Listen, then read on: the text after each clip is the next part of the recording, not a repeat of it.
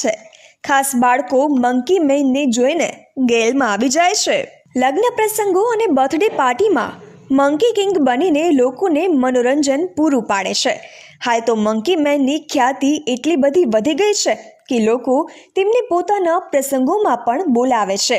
તહેવાર, લગ્ન પ્રસંગો હોય કે પછી બર્થડે પાર્ટી, કોઈની કાર પર બેસી જવું, કોઈના પગ પકડી લેવા કે કોઈની બાજુમાં જઈને બેસી જવું જેવા વિવિધ રમૂજી કરીને મંકી બનીને લોકોને આનંદ મળે તે માટે તેઓ પ્રયાસ કરે છે। ત્યારે તેમને આવો વિચાર કઈ રીતે આવ્યો, આવો જાણીએ હરીશ સોલંકી પાસેથી। રહું છું જુનાગઢ। જોકે હું પહેલાં એક જોબ કરતો ફ્લિપકાર્ટની, તેમાં મને પૈસા પૂરા મળતા નહીં।